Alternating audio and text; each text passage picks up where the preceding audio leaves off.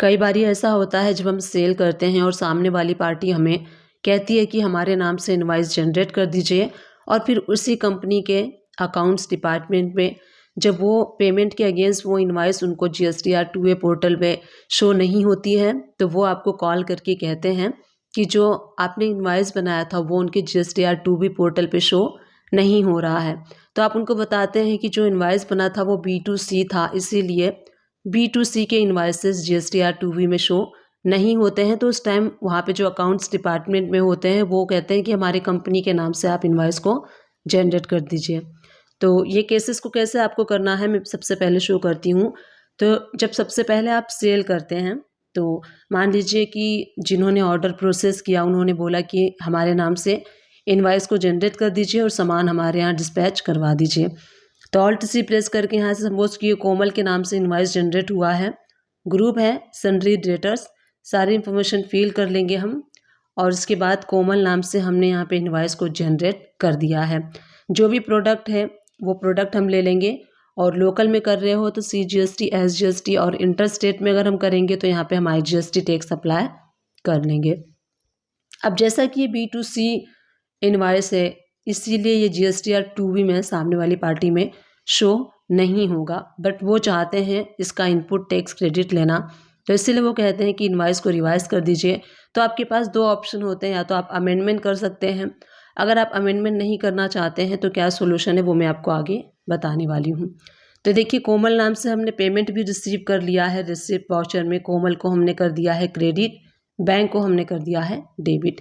तो इस तरीके से चलिए गो टू में चलते हैं, लेजर रिपोर्ट्स में चलते हैं, एंड यहाँ पे वाउचर ओपन कर लेते हैं कोमल का। यहाँ आप देखेंगे कोमल के लेजर में सबसे पहले हमने सेल किया और उसके बाद हमने पेमेंट रिसीव कर लिया है। कोमल का लेजर हो गया है नील, बट सामने वाली पार्टी चाहती है कि वो टैक्स क्रेडिट लेना चाहती है, तो जब तक उनके GSTR 2B में शो नहीं होगा तो वो नहीं ले सकते हैं इनका इनपुट टैक्स क्रेडिट। तो उन्होंने बोला कि आप हमारे कंपनी के नाम से इनवॉइस बना दीजिए या फिर अमेंडमेंट कर दीजिए।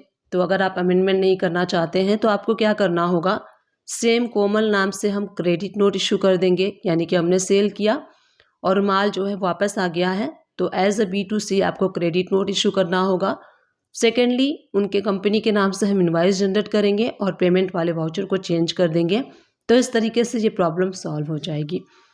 तो यहाँ देखिए, जो हमने सेल इनवॉइस किया था वो तो एज इट इज़ रहेगा, हमने अपने रिटर्न में भी शो कर दिया है, तो ये सेम एज इट इज़ रहेगा।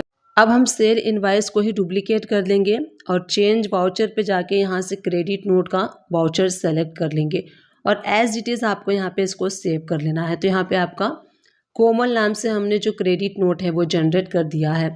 तो देखिए, कोमल नाम से हमने सेल किया और कोमल नाम से हमने क्रेडिट नोट इशू कर दिया है, ये नील हो जाएगा। अब पेमेंट को हम चेंज कर देंगे, तो पेमेंट हम चेंज करेंगे, यहीं से हम ऑल्ट सी प्रेस करके जिस भी पार्टी का लेजर आपको क्रिएट करना है, जो भी पार्टी आपको प्रोवाइड करेगी उसका आप ले सकते हैं। मैं यहाँ पे सुमन एजुकेशन हब ले लेती हूँ। तो देखिए, पेमेंट यहाँ से रिमूव हो गया है, कोमल का लेजर यहाँ पे नील हो चुका है।